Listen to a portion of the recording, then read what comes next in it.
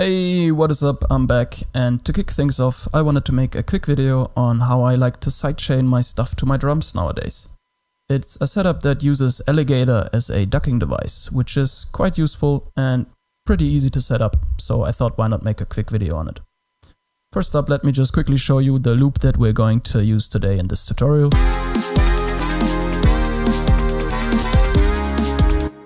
So as you can hear, some simple bass chords and drums, and we'll sidechain the chords and the bass to the drums, as you do. So the first thing you'll want to do is you'll want to select all of the things that you want sidechained, and you route them to a new output bus, which you can call whatever you want. I'll just call it ducking, because that's what we're gonna do with it. Then in the rack, we'll pop open the insert effects on our new bus, and we'll pull in the Alligator. Right now, the Alligator is doing its usual Alligator thing, which is probably not what you want on a ducking bus. I mean, it sounds kinda cool, but it's not ducking anything, so you'll want to make a couple of changes to this. First up, we'll disable the pattern and bring down the volume on each of these filter bands to 0. So the high pass volume, 0%, band pass volume, 0%, and low pass volume, 0%. Then you'll bring up the volume on the dry chain, or the dry signal that's coming up from below right here, to 100%. Right now, Alligator does nothing to the signal, it just lets the dry signal pass through. But next up, we'll bring up the ducking to 100%. That's the ducking knob on the dry signal. Now this allows us to do something kind of cool. We can now use these manual gate buttons right here, and you can use whichever button you like to duck out the signal.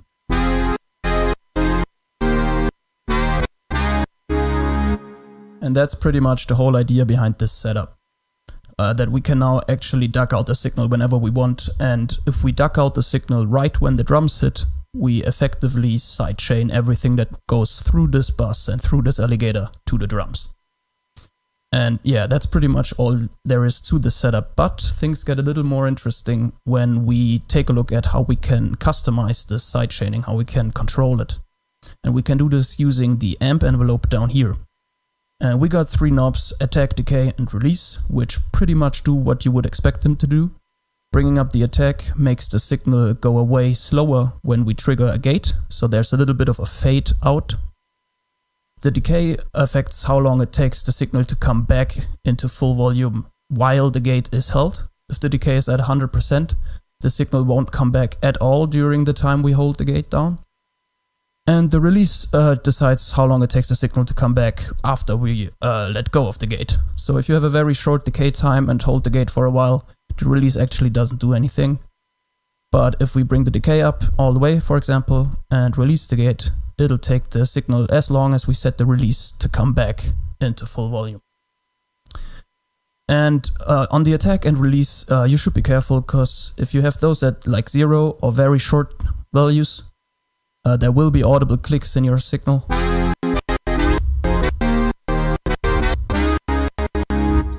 Which is probably not what you want unless you want some very kind of raw sidechaining stuff. So it's a good idea to have the attack and the release up somewhere at about 30%. And if you're making some kind of very slow moving music, you might even bring the release up more. But that's all for you to experiment with. You can also control the amount of side or ducking, but effectively sidechaining that's happening when you use the ducking knob. And you can just reduce that to like 50%, then only half of the signal will be cut out.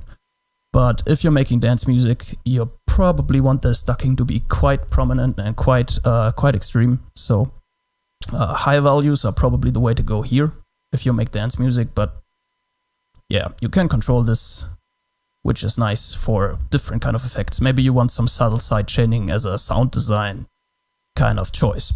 Well, that's that. So now that you have all these settings on the Alligator, it's probably a good idea to save this patch somewhere you can access it easily.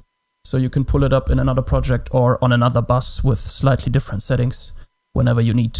But right now, let's take a look at what we actually do in the sequencer to make this a real sidechaining kind of setup. So we'll alt-click one of these buttons. It's completely irrelevant which one you choose. The lowest one is my favorite. And in the sequencer, we'll pull up this Alligator lane right to the drums, and we'll just draw in clips whenever the drums hit, which effectively ducks out everything that goes through this alligator whenever a drum hit occurs. Now let's take a listen to what we got. So as you can hear, this is far too extreme, so the first thing I'll want to do is just shorten the length of these clips so that the signal can come back in quicker. That's already much better, but you can also hear that the drums are a lot more punchy now that we have some sidechaining going on. There is one little trick that I like to apply, which makes a lot of sense if you think about it, but maybe some of you are not using this one yet. And that's to move up these sidechaining triggers a little bit in front of the drums. And it makes a lot of sense if you think about it, because we have an attack time on the ducking, which is quite important because otherwise we get those nasty clicks. But what this attack time means, of course, is that if we have these clips right on the drums, the signal won't be ducked out when the drum hits. It'll still be in the attack time window. It'll still be on fade out mode. And there will be some of that signal left overlapping the transient. But we want that transient to punch through the mix freely. So we move everything up. We move these sidechaining clips up. So now the signal has time to disappear before the drum hits, and it'll fade out smoothly without any clicks. Then the drum can hit in all its glory. And then we still duck out the signal during the body of the snare, for example, here. And then when the snare is done booming and it fades out, we let the signal come back in. And that happens right here as the release time on the gate kicks in after we let go, after this clip ends. So that's the whole idea behind this sidechaining setup, and I like to move these clips up by about 12 milliseconds. You can check in the transport down here how much milliseconds you're actually moving up. But I usually move them up about 12 milliseconds, which roughly corresponds to 30% on the attack time on the amp envelope on the Alligator. But you should definitely experiment here, see what kind of position on these ducking clips makes a lot of sense to you, and use your ears to figure out the best spot.